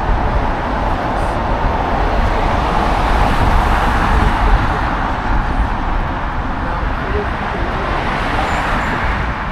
Ryan Murphy owns a home in the left. He also has a home in Atlanta, Georgia. This is the man that also created the show American Horror Story and also shows like Believe. Now it's hard to believe that a 5-year-old child, a little girl, bought this next home I'm going to show you in just a minute that is on the left with her own money that she earned. How is this possible that a 5-year-old child could buy this home behind these tall palm trees? If your name was Shirley Temple, that's it. Now, I read about when they bought that home. It's kind of a funny story. Shirley Temple, her parents, most like everyone back then, lived in downtown Los Angeles. Her parents actually had to get her permission as a director to buy that home. It was her mother that explained which Shirley Temple is closer for quicker commute time to get to Beverly Hills. Now, her mother was very business savvy. She was also Southern blood contract as a personal hairdresser for Shirley Temple. You have been here long enough to know how many girls must be in there before you're coming up on your left is the big white tower. The top floor is Sir Elton John's house when he's not living in the UK. Sir Elton John, when he first ever performed in Los Angeles, it took place in West Hollywood at the Troubadour. Now, so the person in that tower is Liza Minnelli. She would be the daughter to Vincent Minnelli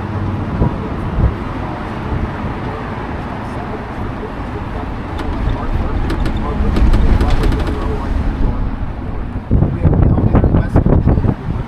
Back in the old days, this was ran by Mafia. There were two mob bosses that moved here from the East Coast. Once the families had already controlled neighborhoods throughout New York, Boston, Miami.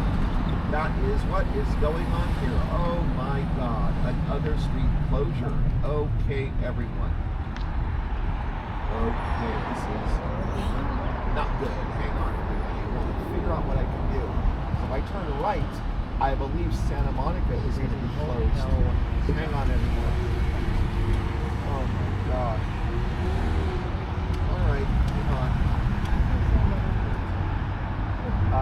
Yep, it's closed. I can see it closed from here. Okay, I'm going to have to pull a U-turn. Wow. Okay, we are going to backtrack up Coldwater Canyon. There is no other way I can do this. Okay, so hang on, everyone. Ooh. Nope, they want us runners. This will happen today.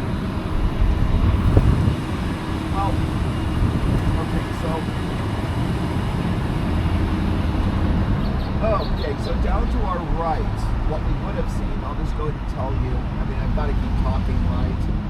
Hopefully it doesn't upset too many of you. Remember, you guys, in a few hours it'll be open.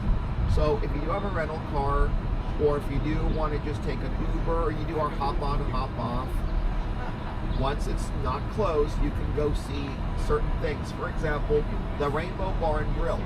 When we turn left, I'll point it out at a distance. You'll see in just a minute a billboard of a face of the actor Ethan Hawke. Okay, Ethan Hawke was once married to Uma Thurman. They had a daughter named Maya Hawke, who's on Stranger Things.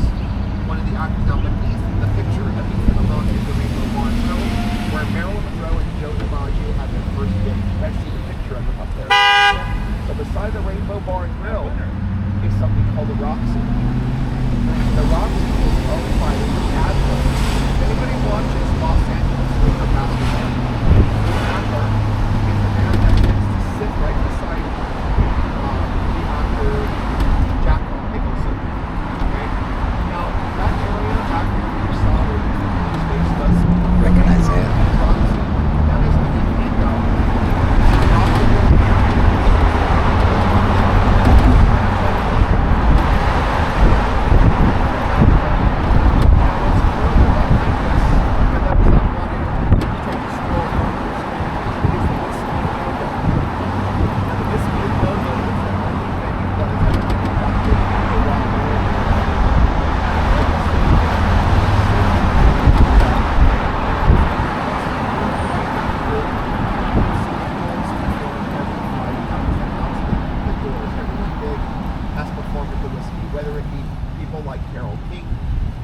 Springfield Pat Benatar or The Who.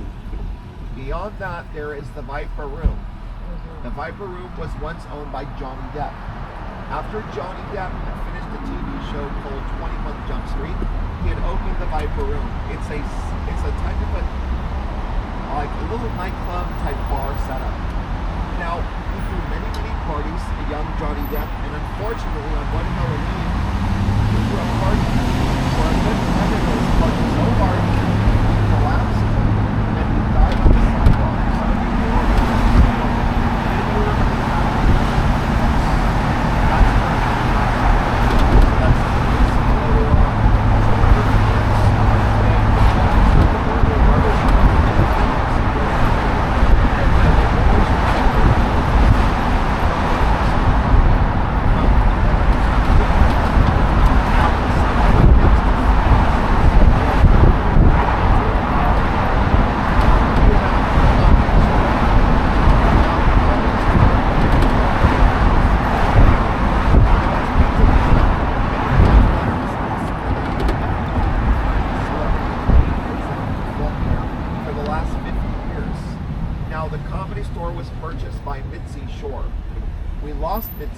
During COVID, but she has a son named Pauly Shore.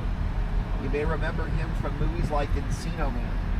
He was in that with Brendan Fraser before the movie Mummy ever came out, and he also was in films like In the Army Now. Now, for those of you that do venture to go see the Comedy Store, if you like old history, the Comedy Store was once ran by Mafia, and it was a so it was the place where the Rat Pack would have come out. You would have people like Frank Sinatra there. If Alfred Hitchcock was in town, Elizabeth Taylor would have been hanging out there. People like Clark Gable, just huge A-list actors. So the people that ran earlier again Las Vegas, Nevada,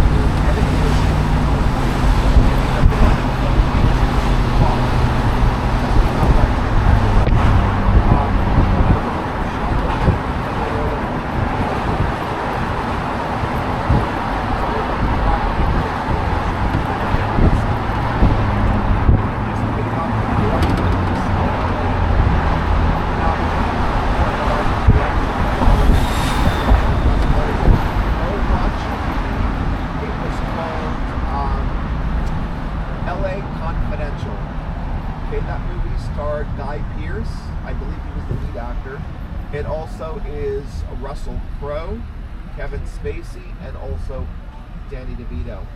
Now, another thing we would have seen, and just to tell you what's in LA, there's something called the Laugh Factory. The Laugh Factory is one of a few very famous comedy clubs that exist in LA. It's where Drew Carey kind of got his start. Now, the first ever comedian to set foot on stage was Richard Pryor. When they first ever opened, he's the same man that inspired Eddie Murphy to become a comedian actor. Now, I will let you know that one Friday of every month there is a celebrity comedian named Tim Allen. Now, Tim Allen performs there one Friday. You may remember him as Buzz Lightyear in Toy Story, and also you may remember him from the show. I think it was called Home Improvement. On Sunset Boulevard is an area known as Sunset Plaza. As anyone call it Sunset Plaza, there's restaurants there. So if you want to maybe see a celebrity possibly eating at Sunset Plaza, there are different restaurants, and it's right beside a little neighborhood called the Bird Streets. Now, they don't allow tour vans to go up to the Bird Streets, but that is where Leonardo DiCaprio lives, Calvin Klein. It's where Toby Maguire, Keanu Reeves, and also anyone who remembers the Avicii. Remember Avicii? He used to live also. Now, if any of you watch a TV show that's streaming on Netflix about realtors called Selling Sunset, the Oppenheimer Group is right beside those restaurants. So for those that watch the show, for those celebrity realtors might be able to listen to the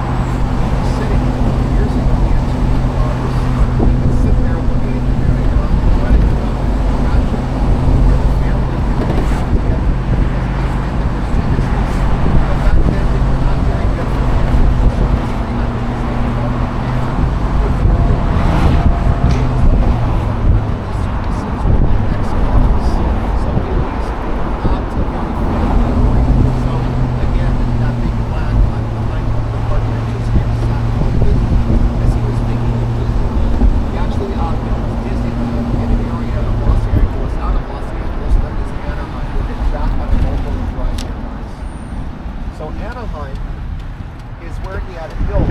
Now he nearly built it at a berry farm. Instead he picked an area of orange grove, orchards. The berry farm later became something called Mafia Berry Farm. And this is give you guys will say of something. One celebrity that we've seen most on Paul Cohen Drive is James Lennon. He has a collection of vintage and exotic automobiles. And he just likes dominance of art. He doesn't get a lot of them. Everybody said that he's famous. But just to point it out, here to the left of it is the summit. Remember, that's where J-Lo lives out there. And then coming up on the right, out in the distance, is again Eddie Murphy and also Tyler Perry. By the way, when Prince Harry and Meghan Markle came to America, they had stayed at the home of Tyler Perry for those that didn't or follow the town movies from this angle. For those that didn't turn their necks around, I'll be pointing at Nicki Minaj's house. Because from this angle you can see it. It's up here towards your left. Right up there. So Nicki Minaj. That was at one point actually owned by Mariah Carey. Mariah Carey had sold it. And then some years later, whoever bought it off of Mariah Carey had actually sold it to Nicki Minaj. Now I'm going to talk a little bit also about things on the Hollywood Boulevard where we normally start to tour. Sometimes people want to look at something called the Walk of Fame. Now the Walk of Fame is actually the sidewalk on both sides of the street on Hollywood Boulevard. Now, it's on the floor. To get a star on the Walk of Fame, celebrities must first be nominated. And if you accept the nomination, these days it's $70,000. That covers the cost of the actual ceremony and upkeep of the star long after the talent has left. Okay, has moved on. Now there's only, oh by the way, there are different categories for the star. There's one for actor of television, there's live theater, there's actor for film, you have recording artists, you have athletes, and back in the day you even had people that were on radio. Now, one person does have 4 stars on the Walk of Fame, and you can all download an app. It'll tell you the address of where your celebrity that you are searching for a star is located. But the one person that received 4 stars was an all-time singing cowboy. I mentioned the museum earlier, the Gene Autry Museum. He has 4 stars on the Walk of Fame. There is somebody that achieved 3 during his life, and that was Bob Hope. Bob Hope. Now, yeah, so that's something to let you know. If you had seen the movie theater in Capitan, right there near where you probably purchased your tickets, the El Capitan is owned by the Disney company. Okay, so whenever there's a premiere of anything Disney or even some of the Avengers these days or Star Wars, that's where they're generally going to hold their actual premieres. It's right there. Right there at the El Capitan. Now the first world premiere that ever took place at the El Capitan was Citizen Kane. Orson Welles was already famous around the world because he had done a radio broadcast of War of the Worlds.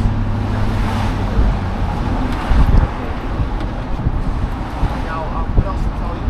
The oldest movie theater that exists on Hollywood Boulevard is either the El Capitan or the Sid Robbins Chinese, which is the most famous movie theater on the face of the earth. The Sid Robbins Chinese Theater is famous because of the handprints, footprints that you can see earlier today, and you can see it tomorrow. To compare how much bigger your feet probably were than Marilyn Monroe's, probably see how much smaller your hands probably were than John Wayne's. But the oldest of all movie theaters, like you know, is the Egyptian.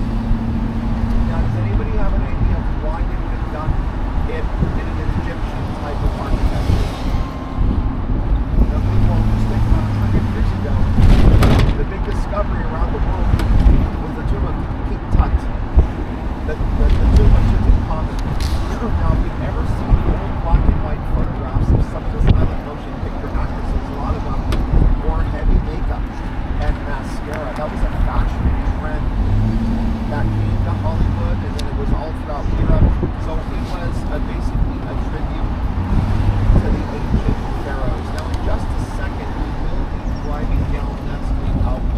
like, remember I told you guys it was a shortcut where we had Tom and snorkeling and that would follow us. I will be taking that road back down. There are certain things to show you guys. I'm afraid to take Musical Canyon because if I do, we may have to pull a U-turn and come back up.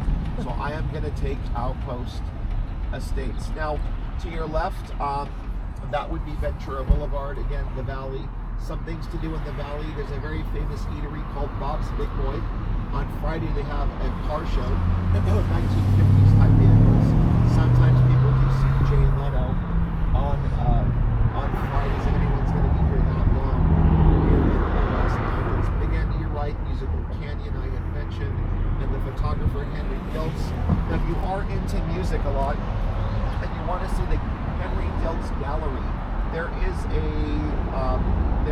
a hotel called the Sunset Marquis, and for whatever reason, that's where a lot of musicians stay that do not have a home in Los Angeles. Maybe they have the setup through Live Nation. I'm not sure, the big promotional company, but that's where Green Day stays when they're in LA. That's also where Boy George stays. Also, we have Cindy Lauper. So again, remember the name of Sunset Marquis Hotel in West Hollywood. Sunset Marquis, that's where the gallery is located. And on that same street, on a couple of condominiums, some celebrities there. One is a comedian named Sarah Silverman. The other is Paula Abdul. You may remember Paula Abdul, that singer from the 1980s, before she was ever a judge on the TV show American Idol. Anybody remember a show back in the late 80s called In Living Color? Do you remember that? Just someone raise their hand. So the show In Living Color, on every commercial break, they would have these dancers that were mainly from New York. They were street dancers known as the Fly Girls. One of them was a dancer from the Bronx named Jennifer Lopez. So just think, at one point, J-Lo, her boss was Paula Abdul. And I thought to be Paula Abdul, and I thought to be J-Lo throughout my life. Paula Abdul, very nice. J-Lo, a prima donna, not really. I hate to tell you, but yeah, there's certain celebrities who are extremely nice. There are some that are not. One of the nicest celebrities I have met is Angelina Jolie's father, John Boyd. Super nice. Him and his daughter Angelina Jolie, really nice. Tom Cruise is super nice, maybe not to his crew. I know he's kind of tough on them, but he's really extremely nice in public. So is John Travolta. Some people not that nice in the meantime, since there's things I need to talk about, since that little streak is closed. People that are not nice, I hate to tell you. One is Sandra Bullock. Not nice at all. Okay? Another is Bette Midler. You would figure that comedic actress would be nice. Nope. Bette Midler is not nice. Who else is not nice? Well, I'll tell you who is nice. Johnny Depp. For an actor as large as him. By the way, to your left again, here's Universal Studios. Once again out there, you guys see that? And we're almost at Outpost. We'll be there in just a minute.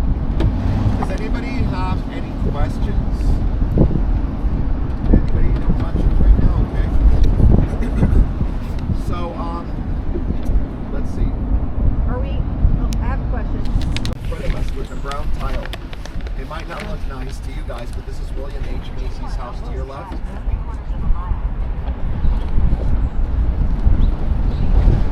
Now the next home I'll show you is one of the homes of Charlize Theron. She actually is from South Africa. You may remember her in movies like Mad Max, the newer one that came out. Thunder Road, I think it's called. She played Furiosa, I guess the original one before the younger actress ended up playing her. She was in movies like Prometheus. She won an Academy Award for the movie Monster. And I will show you that film in just a second. Look like this park house. So we got a scooter again. This is the street I am not supposed to be on. Now again, we used to be able to do this tour, but look what it says. You guys see this? No tour buses. Yeah. So I could have to explain to the police if I get pulled over, the streets were closed, there was no way to get back.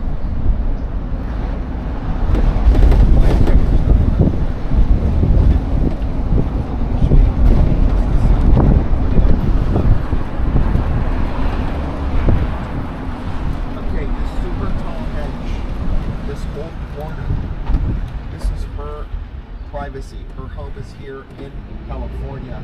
So again, Charlize Theron. Now, the next time I want to show you, you guys see this home to your left? Yeah. This was Betty Davis's house. Oh, that's cool. So look at the Art Deco style. You can tell it's like, for the architecture is like her era, right? Like the 1920s. Betty Davis is actually the favorite actress of the director Steven Spielberg.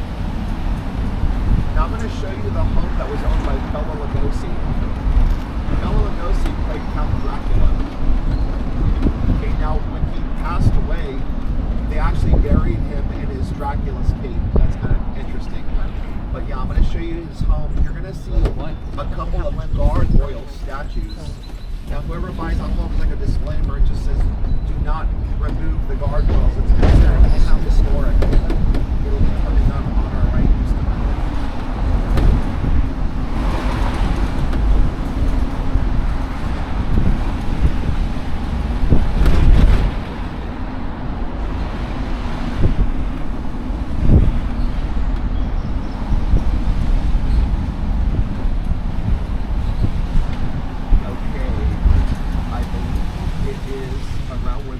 Tesla SUVs parked.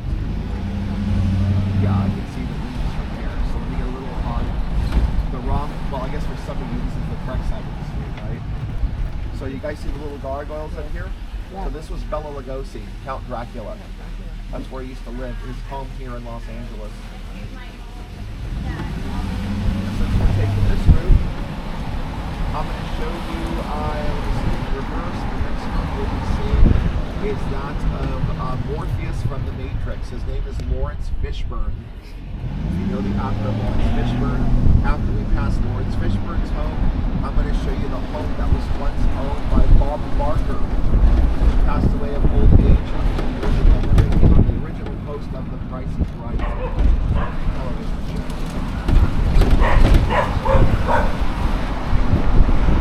Then after that, we'll be passing one of the homes of Melanie Griffith.